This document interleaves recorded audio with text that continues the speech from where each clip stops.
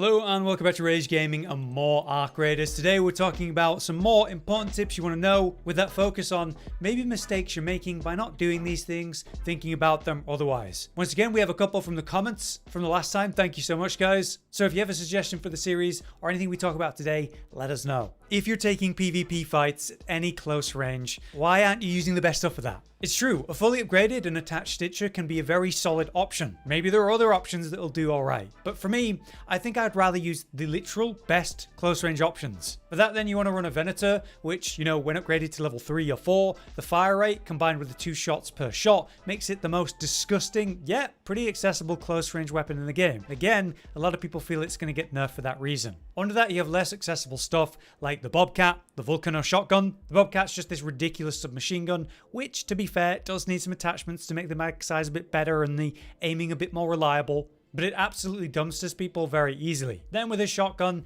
it's just like a trading monster. You don't really have to do much, you just trade with them. Under that, you have the classic green Toro shotgun, which is really fun for the roll, slide, and jump between pumps gameplay. But yeah, in that order, that's my priority of having at least one of these if I ever plan on fighting anyone at any point. Ideally, the Venator is just the best overall for close range PvP combat, and it works okay at medium range. When upgraded, it gives you a distinct and unfair advantage over someone not using these weapons. So if you're not thinking about this and you would happily make this choice, then do it. You'll win more, you'll survive more because you're running better gear. But if you simply can't, fair enough. But if you can, ask yourself, why aren't you? Obviously, if you want to run something else because you want to, that's fine, but just do it with some intention. Now, having said that, there is an attachment that can change how a sticher performs and become basically a Bobcat, but arguably better, though it depends. The main thing here is this mod, the kinetic converter stock. As you can see, it can go on quite a few things, but the stitch is a great example. It increases your recoil by 20%, but the exchange is a 15% increase to your fire rate. Crazy. Now obviously the Bobcat is a fantastic option, but there's a difference between them. The sticher per shot deals 7 damage. The Bobcat per shot deals 6 damage. The Bobcat has a 66 fire rate base and the sticher has a 45. But when you have that attachment, you push it up to basically 60. So slightly less fire rate than the Bobcat, right? But the gain here is 1 damage per shot, which makes them very close competitively. Basically, if you find this legendary attachment, I want you to feel pretty happy in running it on the sticher, which is a cheap and effective weapon, one that you can easily mod to reduce the recoil and combat the negatives here, where the Bobcat wants to commit to fix its crazy recoil issues more than giving it more attack speed. And then you have the perk of the extra damage on the sticher. You can see in all these different clips, it's absolutely destructive. And so I run the biggest mag that I have available just to dump into targets even longer. Next, a quick word on something I really regret and maybe you have found yourself or will be soon. When you hit level 20, you unlock the whole projects tab. You want to complete this before it happens, right? So it's something to work on long term. It has 6 steps, and the first step is whatever. But after that, the second, third, and so on steps, there are some specific parts that you might not keep for any reason other than this. So I want to at least highlight them. For step 2, you need 5 cooling fans, right? I've been getting rid of these every time I see them, just recycling them. Big mistake. But at the next level, you got to think about your humidifiers. You're going to need 5 of these. And then after that, you're going to need 5 light bulbs. So at least keep 5 of these 3 things for the purpose of the expedition, so you don't have to look around for them like me at this point. Next, an interesting detail from the devs themselves. There is this post via the game announcements in the Discord for Arc Raiders, talking about a few bugs and exploits they've addressed, such as, people using deployables to push themselves through walls into locked rooms without the key. Heads up, they've addressed that. But also, this Saturday on the 8th, new map conditions are coming in. Hidden Bunker is now going to be a map condition. They're going to add night raids to Blue Gate, and finally our first electromagnetic storm begins. Pretty cool. But what do they mean by Hidden Bunker? Well, I view this like an event that must be comparable to like the Husk event or extra raider stashes. Something different's going to be available. I've actually found one of these thanks to my friend Psionic G. He showed me where he walked over this hill in Spaceport and it said the text, Hidden Bunker. And he found this door here, the special door, which by the way, if you ping the speaker above it, your character just goes, door here, door here. We think this might be one of the Hidden Bunker locations. Maybe there's one on each map. So maybe this bunker door opens when that specific condition is available. What's inside and what you'll do, what the rewards are, no idea. But there's a little advance warning. We think this is it. Alright, next I want to talk about an issue I've been kind of frustrated by in my own gameplay. And it's something that's not just happening to me, it seems. There's this popular complaint about desync, when you're clearly not in their line of sight anymore, but you get shot anyway. It's so frustrating. The thing is, I've got over 3,000 hours in Tarkov. I'm pretty used to taking desync damage. It sucks. Here's a quick clip that went up on Reddit today as I made this video by Voyager, who experienced exactly this, getting shot when they were clearly not in line of sight, very clearly behind the wall when it happened. This is what we're talking about. Is this desync? Or is it, as some people claim, an unfortunate aspect of the tick rate of the servers? People are claiming that the game runs on like 3 ticks for the servers, which would be comically low, but it would explain this kind of thing happening.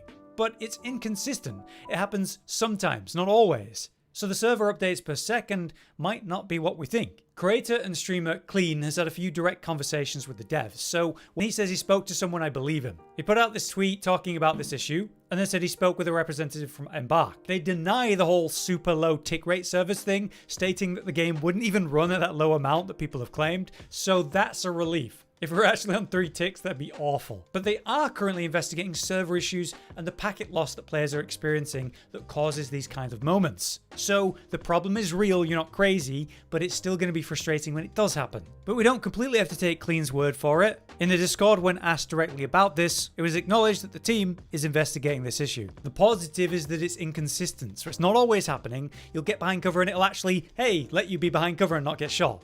But sometimes you have to swallow the damage even though you were behind. The bright side is that the devs don't consider this normal and are working on a resolution of some kind. Maybe it'll never happen, but hey, better than intentionally low tick rate. Next, a quick note on keys and not wasting them. Look, it's obvious, but I'm just going to state it because I feel like I need to. There's plenty of times I've opened a loot room with a key in the daytime because maybe I found it mid-run or I just felt like, screw it. But I end up regretting it a lot of the time. The loot doesn't hit as well if it were night compared to day. You just have better odds during the night. And since they don't come constantly, you might as well save them. I'm not saying not to use them, you should use them, especially with the idea of getting blueprints from these kind of places. You've got a lot to collect. So use your keys at night, but here's a fun bonus. Did you know you can check what blueprints you currently have and maybe what you're missing in terms of slots? Bring yourself to the workshop tab, and as you can see down here it says press R for blueprints, and it shows you all of the blueprints you currently have. It turns out there's 68 in the game and I've got less than half of them. That's crazy. So go at night and hopefully you'll find some new blueprints. Next, I want to talk about something that really affected my gameplay, and I'm so glad I made these changes. The basic keybinds are pretty bad for a couple things. The 2 key examples for me are swapping your POV, you know, which side your camera's on, and the button to put your weapon away. By default, it's H. That's so awkward. If a keybind requires you to take your hands off WASD for movement, or maybe your mouse, I think it's a bad keybind. So my advice is to change the shoulder swap key to something as comfortable for you as possible. I have it on one of my mouse buttons. For holstering your weapon, I also have that on one of my mouse buttons. This way I can press these buttons without stopping movement or aiming in any way. On that note, I'd also like to highlight some commonly used special crosshair settings. Why use this? Well, it's just more consistent and reliable than the default ones. Each weapon has unique crosshairs in a lot of cases, which is cool, but once you understand how the weapons work, you don't need to know how this thing fires or aims. What you need is more accurate aiming, and a clear dot in the center definitely provides that. With this setup, you have the larger circle and the center circle, warning you of the spread anyway. Commonly players turn this to green because it's going to be an easy way to see it in all environments, and it has a black outline, so that's fantastic. But I do think white and black is fine. Either way, the crosshair will still change based on the weapon and the accuracy and spread that it has, so you won't be losing that, you just have a better version of it. Anyway, to do this, go to your accessibility settings, go to override crosshair shape and turn that on, turn it to circle, and then weapon crosshair center dot on. I also changed the crosshair center dot radius from 1 to 2 just to make it a tiny bit bigger so it's more visible. Otherwise, you can turn all the colors down and put green to max. Yeah, I much prefer this now. Right, moving on, some more quick tips. When you're going through a lot of office style buildings, there's these barriers that trigger when you go through, like metal detectors. When you do so, it'll ping and make a loud, annoying sound. This will draw arc in the building to your location, such as pops and so on. But also, if there's any players around, they know roughly where you are now. It's a really simple thing to simply melee the battery on the side of the metal detector before you go through. It's a lot quieter and will not draw attention. And the reason I want to mention this is because it's not an issue I have. It's just something I constantly hear when I'm in a PvP situation. literally letting us sneak up on these two players because they didn't turn that off. Next, something that I think is really important in regards to queen hunting, but it does apply for a lot of different purposes. You want to time your most dangerous goals later in the raid, between say 15 and 20 minutes left at a minimum. The reason for that is because between 15 and 20 minutes is when the last players are spawning on the map. So I think it's a pretty reasonable guess to say at about 18 minutes left in the raid, that's when the lobby will be pretty much as full as it ever will be. The next 18 minutes left, less and less players will be alive or have extracted, but no more will be coming in, making your more dangerous tasks, quests, fighting arc, like I say, taking on the queen, doing the harvester. It becomes less risky that you'll bump into players, and importantly if you're doing something like the queen, less likely for vultures and interruptions. This is why we choose to wait later in the raid to kill our queens. We know as a team we can kill it in like 4 minutes or less.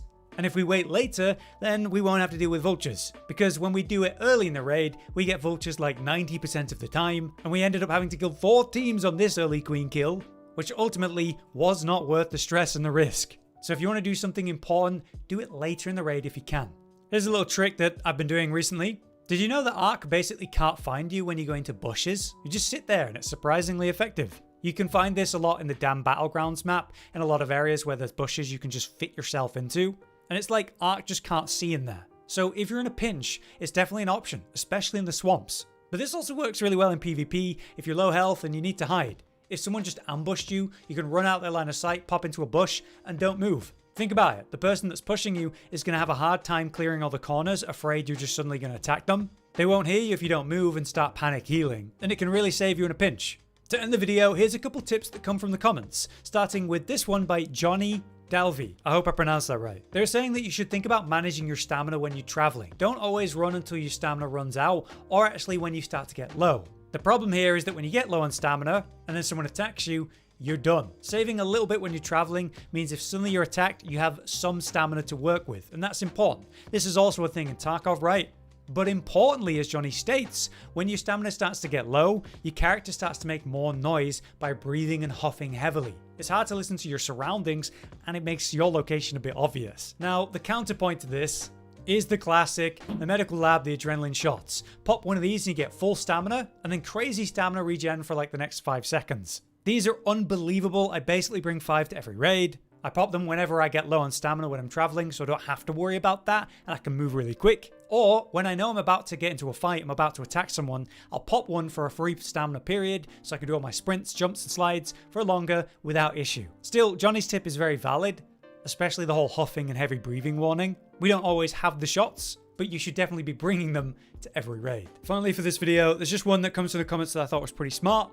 Thank you to J.Mass, talking about the fact that if you have an anvil and you upgrade it to level 2, then dismantle it, you actually get more parts than it costs to upgrade, which is quite interesting. Let's take a look. So as you upgrade it, it's going to require 3 mechanical components, 1 simple gun part. So we're 1 to 2, there we go. As we recycle it then, you're going to get 3 mechanical components and 3 simple gun parts. Wow, it actually works. I was dubious about that one, but I suppose the caveat here is that if you're going to craft the anvil, this is not worth it. Crafting it costs 5 mechanical components and 6 simple gun parts, so a lot more expensive. But the source of this suddenly changes it. Think about it. If you're doing raider caches, you're fighting people and you're looting anvils. It happens all the time. People use this gun incredibly commonly. That anvil is probably used, or if you found one in a depot or raider cache or whatever, it's going to be slightly down on durability.